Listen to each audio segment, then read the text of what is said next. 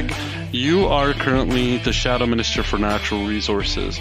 We know this file is really big, but I think the key thing here is that you're someone that not just has the background for it, but a real deep passion, something that Alberta is looking for as well.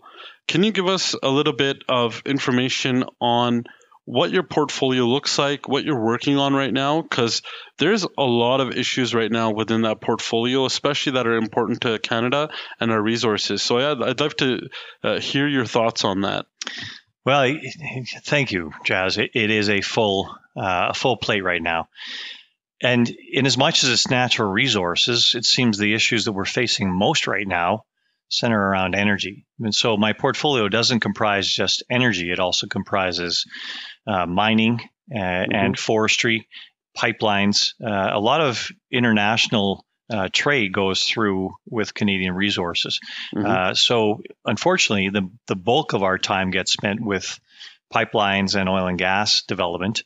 And that's one of the reasons you'll recall when you and I initially ran, that was the biggest issue, in my opinion, when we ran for that nomination and we ran in that first election. Why can't this government get pipelines built? Why is it doing everything it can to put process in place to stop pipelines, therefore stop Alberta, Western Canada, Saskatchewan, Northeast BC from getting their resources to market? Because getting our resources to market environmentally and efficiently is exactly what serves the world best. It's what Canada has built an economy around for decades. We have always been a great supplier of resources to the world. Now we're hamstrung, and we've been hamstrung for 7 years.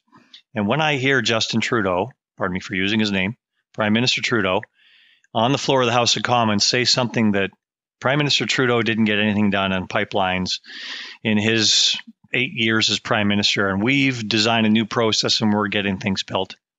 It is an absolute mistruth. There were pipelines built under the Harper years. There were pipelines advanced under the Harper years. Regulatory process is one of the largest parts of getting a pipeline over the line. And you think about the Northwest pipeline to the coast, that got approved under the years of Prime Minister Harper. Think about TMX, that got approved. You think about Energy East, that was going through the approval process. That's right. Other pipelines got built, including Keystone, not Keystone XL, but Keystone. So a lot of egress happened for our products to get them to market. Coastal GasLink, that whole concept happened with getting LNG, liquefied natural gas, to our Northwest coast. That approval process happened under Prime Minister Harper as well.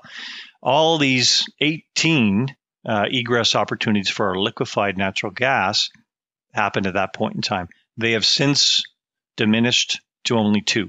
And there's a reason for that, because every one of these companies looks at line of sight, looks at the horizon when they're actually going to get return on their investment, or the potential of actually getting back their investment after regulators or adjutants decide that they no longer are able to build what they've gone through a long and detailed process to move forward a project.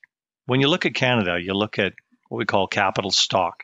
And most people don't know this, but our capital stock in Canada, that is the amount of investment we've put into everything that produces anything in Canada, we are negative on that now. Every one of these projects, every one of this capital infrastructure in Canada, factories, utilities, they depreciate on a yearly basis. So they do need maintenance capital going into them.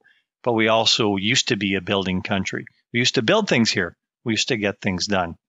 That capital stock is now negative. So the world investment community has given up on building projects in Canada because this government cannot see things through to completion. Process is important.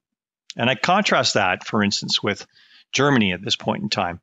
And Germany's facing an actual existential crisis not far from their border. And they realize they've been duped into taking natural gas and oil from a hostile regime for far too long. They are what we call, they've made a portfolio management mistake because they are completely beholden for their energy needs to somebody that doesn't like them that much anymore. They have moved their processes so that 90% reduction in regulatory process in order to get gasification plants that's processing liquefied natural gas for import quickly to their consumer because they realize how much at risk they are, both from a world security perspective, but also from an energy security perspective. Keeping your people warm, your lights on in the winter is something that your constituents don't like when it doesn't happen.